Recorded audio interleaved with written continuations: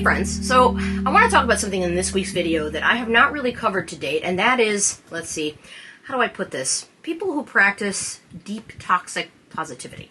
I know, those two things sound like a contradiction in terms, but stick with me here and I promise this will make sense.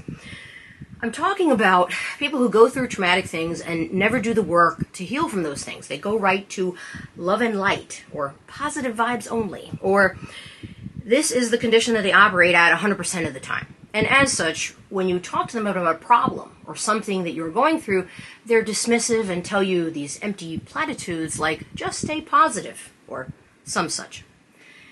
Friends, look, there's a lot to be said about maintaining a positive attitude and trying to see the silver lining in bad situations, and having a mindset that encourages perseverance and not letting mistakes of the past hijack your future.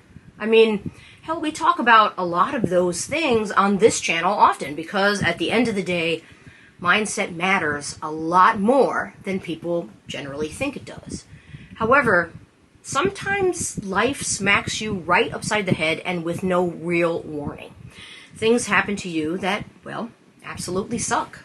Things that are unfair, things that hurt you deeply, things that leave you utterly heartbroken, where you're wondering how the hell you're going to move on. Trauma is real, and as we talked about in a previous video from, I think, a couple months ago now, it does change you sometimes, even if it is temporarily. All of this is just simply how life goes, and having good vibes only is not going to fix that, especially not on its own. Hell, even going through a major healing journey or doing what is commonly referred to as shadow work doesn't fix 100% of it. If you're not familiar with this term, by the way, shadow work is a concept that was originated by famed psychotherapist Carl Jung, who you've probably heard of, even though he's not as well known as his bestie Sigmund Freud. Anyway, shadow work involves exploring and integrating the unconscious parts of yourself, which we tend to often think of as repressed and in the dark, hence the term shadow. And we figure out how to understand them, what they are, why they exist, and then we bring them into the light, so to speak, so that we can have a more balanced and authentic life. And look, if you have watched this channel for some time, first of all, thank you for that. But you have certainly heard me say before that there is one question in the world that you can ask yourself, which is far more important than any other. And that question is why? When you have the answer to that, when you understand why you do the things you do, why certain things trigger you, why you cannot seem to break habits or behaviors even when you know they are not good for you, why your relationships and friendships never seem to work out, or whatever else. When you know those answers, you gain enormous power over them. You gain self-awareness in a way that is simply not possible without having done that work and figuring out those answers. In other words, when you do shadow work, you dig deep and go to those chapters in the book that is your life that you don't want to read out loud or even at all. And yes, everybody has those kinds of chapters, even me, even you. And in that process, you read them. You understand why they are there. And you learn to work through them and make peace with those chapters, characters, and the narrative as a whole. You accept that this too is a part of you. Even if it's a part you don't like. Even if it's a part you've pushed to the shadows because you don't want them there or they conflict with the public-facing version of you, so to speak. I probably don't need to tell you why this is so important because you already know. When you don't fix issues, they generally don't just disappear, never to burden you again. They usually grow into bigger issues. And this happens when you think you're in the clear from them because, hey, that's what keeps life interesting, right?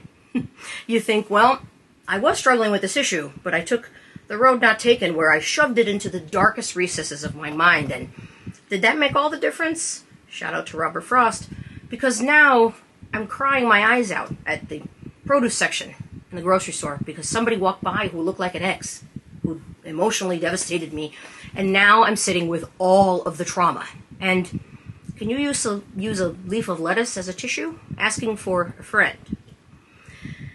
If you think things like this don't happen, you're kidding yourself. They happen all the time. It's just that often we don't see why they happen. We don't see the real reasons that we're stuck on stuff. We don't even realize we're stuck on it in the first place. And then what happens is we begin to feel inappropriately angry at these teensy-weensy things that are really not that serious. Or we self-sabotage. There's almost always a reason that is beyond the surface. So, needless to say, doing this type of shadow work, or inner work as I prefer to call it, because it sounds less like a vampire movie, is really, really important. So, now that we've established why it's so important, what happens if you just don't do it? What if you just skip those chapters, refusing to read them, and then go right to the last one to see how the book ends? Well, you're probably not going to truly understand the story. And if you don't understand your own story, how are you supposed to understand other people's? How are you going to be a good listener, or a good friend, or a good partner who pays attention and has empathy and gives grace and moves through the world with actual, real love and light? You don't. That's how. Sad to say, most of the time, you end up only talking the talk and not walking the walk. You go around calling yourself a good person, but you consistently bork other people's lives by being selfish and opportunistic and insensitive.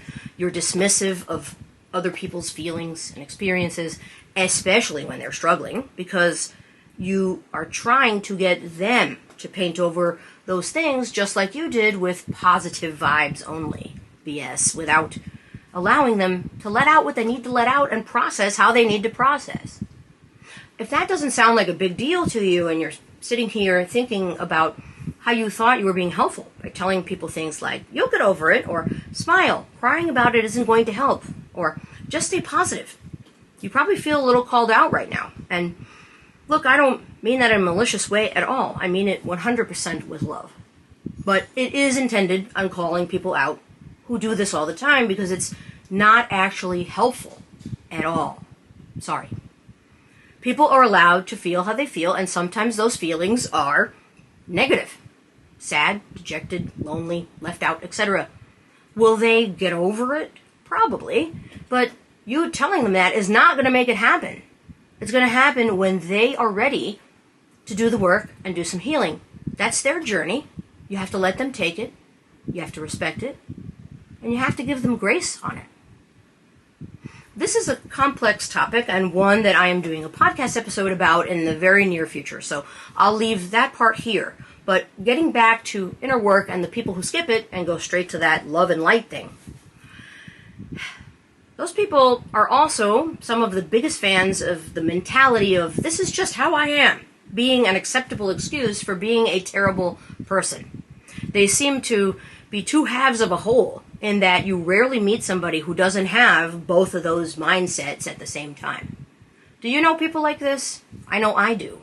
And it saddens me to say that some of those people, the ones who only want positive vibes, are actually some of the most emotionally abusive, unsafe people I've ever met.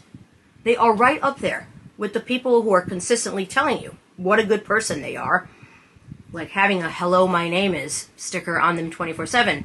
But they are actually insufferable, mean-spirited, uncaring, insert several words I cannot say on YouTube here. This is pretty fascinating, actually, because you would think it would be the opposite, right? It kind of reminds me of a client I had in my regular business who had a training series he had created called something like How to Get Along with Everyone. He had hired me to promote this series, and a very long story short, I ended up firing him as a client because he was one of the most difficult, condescending people I had ever had the displeasure of working with. He was just a jerk. And no, it was not because he was having a bad day. That's just how he was every time you would speak to him. The absolute irony that this person would try to teach somebody else how to get along with others when he could not do that himself was delicious and also astounding. And yes, he was a love and light guy in his materials, just not in real life. Anyway, anybody who is this way, only love and light, and they will not even entertain anything else, all negative thoughts should be avoided, is fooling themselves first and foremost. A big old phony. Nobody can actually be that way all the time, nor is there a single person on earth who has not had unpleasantness happen to them. Everybody has been disappointed, traumatized, been afraid, etc. It is part of being human. And pretending that you are somehow exempt from that is just ridiculous and dangerous for other people who choose to be in relationships of significance with those people. What do I mean by dangerous?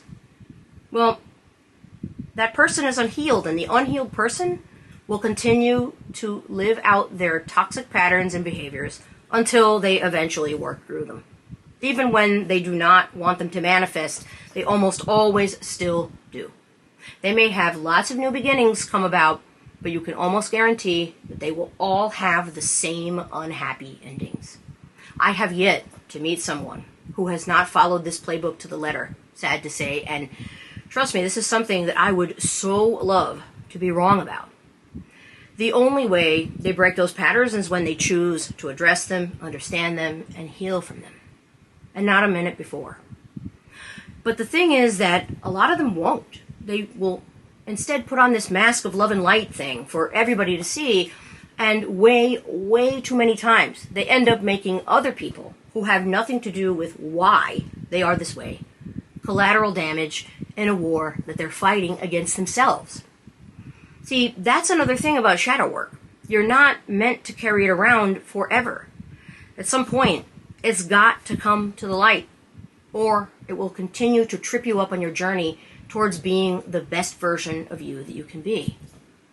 Please trust me on this one, okay? Friends, I can't think of a bigger red flag that you have to look out for than someone who has not done their inner work, and it shows. The good news is that you can usually spot it if you look in a realistic manner. If you know and understand that positive vibes only is a facade, an unrealistic one at that. The bad news is that sometimes those same people are very charismatic and excellent at acting, and we get caught up in the whole stay positive no matter what thing, because, I mean, who doesn't want to be positive, right?